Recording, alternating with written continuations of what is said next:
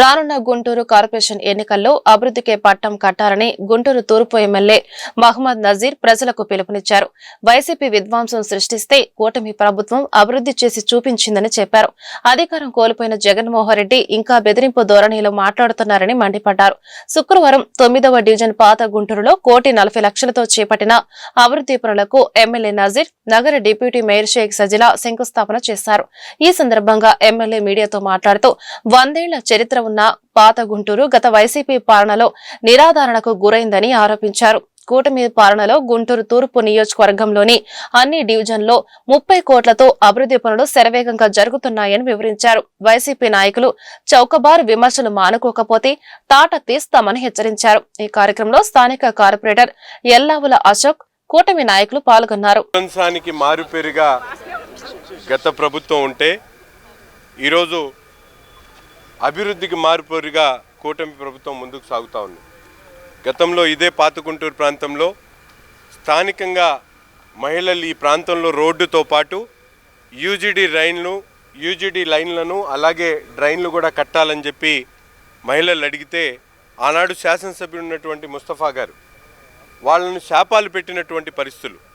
ఈరోజు అక్కా చెల్లెల కోరిక మేరకు ఎంత ఖర్చైనా కూడా స్థానికంగా ప్రజల మనోభావాలను గౌరవిస్తూ వారికి కావాల్సినటువంటి ప్రతి ఒక్క పనిని కూడా నెరవేర్చాలనేటువంటి ఆలోచనతో 1,40,00,000 రూపాయలతో స్థానికంగా పాత గుంటూరులో యూజీడీ పైప్ లైన్తో పాటు డ్రైన్లు రోడ్లు కలిపి 1,40,00,000 రూపాయలతో ఈ కార్యక్రమాన్ని ఈరోజు శంకుస్థాపన చేసుకోవడం జరుగుతూ ఉంది.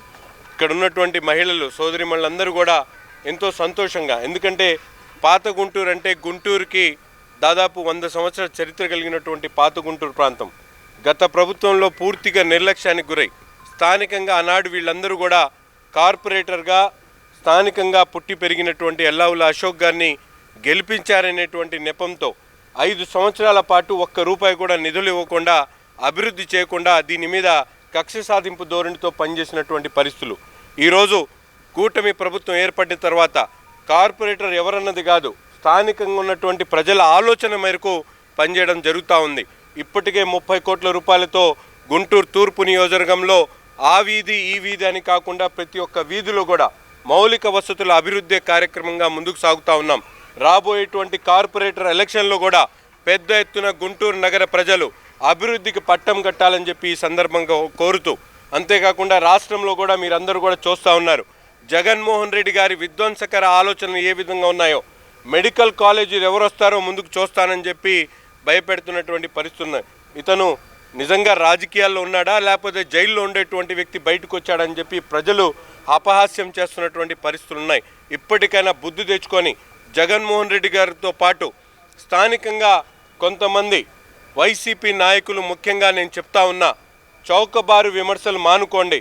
ప్రజలకు అవసరమైనటువంటి విషయాల్లో మాట్లాడడానికి మేము సిద్ధంగా ఉన్నాం. మీకు దమ్ము ధైర్యం ఉంటే మా దగ్గరికి రండి, నన్ను పిలవండి, నేను ఎక్కడికైనా వచ్చిన సమాధానం. కార్పొరేటర్ ఆధ్వర్యంలో మరియు ఎమ్మెల్యే నసీర్ అహ్మద్ గారి ఆధ్వర్యంలో నిజంగా ఎమ్మెల్యే గారు అధికారంలోకి వచ్చిన తర్వాత 30 కోట్ల రూపాయలతో ప్రతి వార్డులో కానివ్వండి, ప్రతి గల్లీలో కానివ్వండి, ప్రతి ఒక్కటి కూడా ప్రజలకి ఏ సమస్య రాకూడదని గౌరవనీయులు ముఖ్యమంత్రి చంద్రబాబు నాయుడు గారి ఆదేశాల మేరకు ఎమ్మెల్యే నసీర్ అహ్మద్ గారు సీసీ డ్రైన్స్ కానివ్వండి, కాలువలు కానివ్వండి, స్ట్రీట్ లైట్స్ కానివ్వండి, ప్రతి ఒక్కటి వేయటం జరుగుతుంది. నిజంగా అభివృద్ధి సంక్షేమం 2 పరుగులు తీసగల ఏకైక కూటమి ప్రభుత్వాన్ని ప్రజలు కూడా ఎంతగానో ఆశీర్వదిస్తున్నాము. ఇక్కడ వచ్చిన ప్రతి మహిళలు కూడా చెప్తున్నారు, గతంలో మమ్మల్ని పట్టించుకోలేదు, ఏ రోడ్లు వేయలేదు, సీసీ క్రమ ఏమీ వేయలేదని చెప్తున్నారు. అది కాకుండా ముఖ్యంగా ఈ యొక్క రోడ్లు సంక్షేమానికి మరియు ప్రతి ఒక్కటి కూడా ముందుకు తీసుకెళ్తామని ఎలాగైతే ఎమ్మెల్యే గారు హామీ ఇచ్చారో, చంద్రబాబు నాయుడు గారు హామీ ఇచ్చారు. ఇటు యాజ్ ఎ డిప్యూటీ మేయర్గా మేము కూడా జీఎంసీ తరఫున ప్రతి ఒక్కటి సమస్య రాకుండా, ప్రజలకి ఏ ఇబ్బంది కలగకుండా మేము అందరం ముందుకు వెళ్ళి ప్రజలకి మంచి చేయాలనే సంక్షేమంగా ముందుకెళ్తున్నామని తెలియజేస్తాం. సంవత్సరం 4 నెలలు అవుతుంది.